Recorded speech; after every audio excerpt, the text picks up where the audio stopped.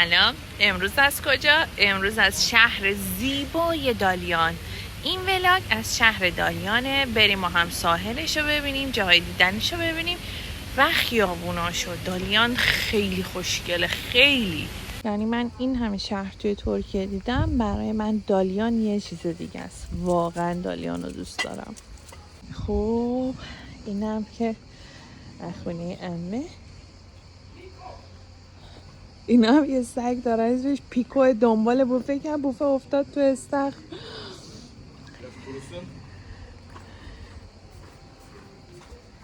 بوفی.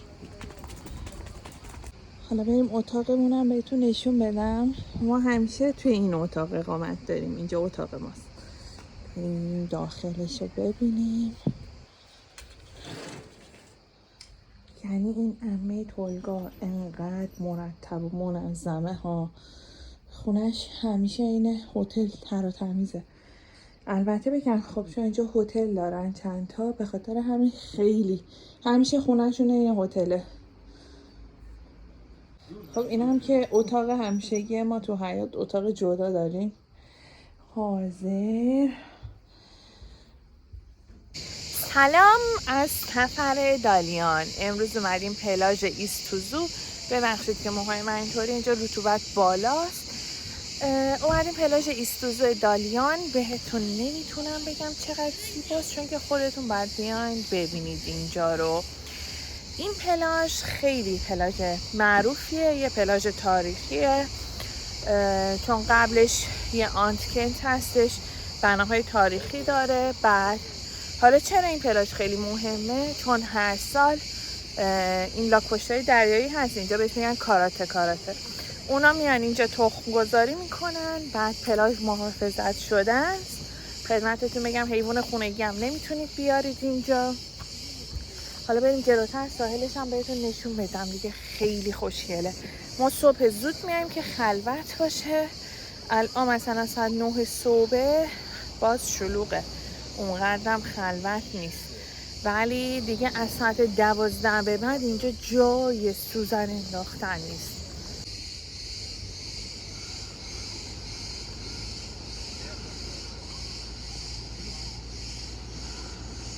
این وری هم گرفتم که ببینید.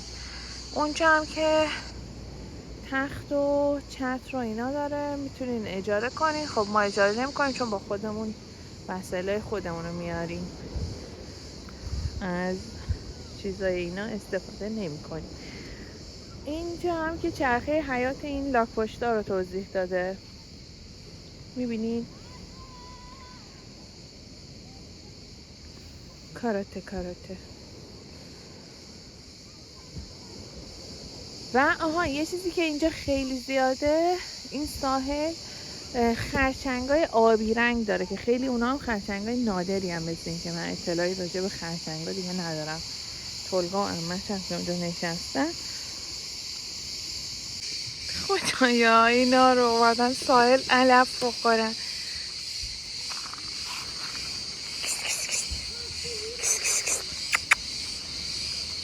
چرا از من فرار میکنی؟ دیگه بریم خونه دوش بگیریم، بریم شبای دالیان رو بهتون نشون بدم. از شبای دالیان هم براتون بگم. ببینید کنار رودخونه.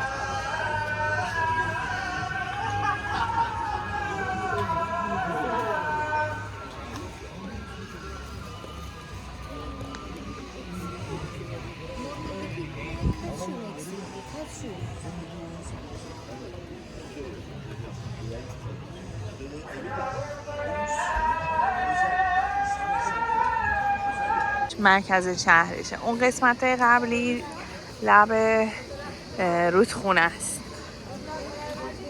شباش خیلی سرزنده و باحال و پرشوره. تولگاگر یعنی من عاشق این جینگل مینگیلام دیگه، خیلی دوست دارم.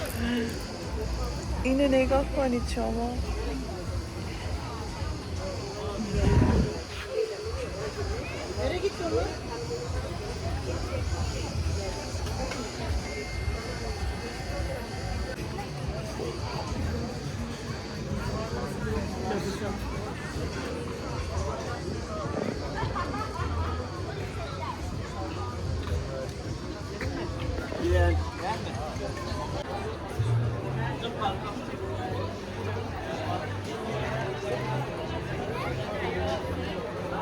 Aşkım hadi.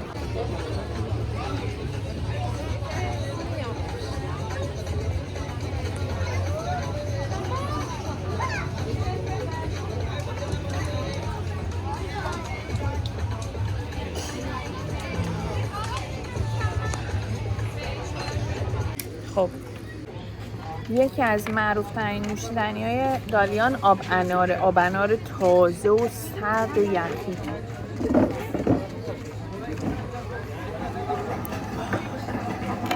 Ne oldu? Buz attıracağım sana.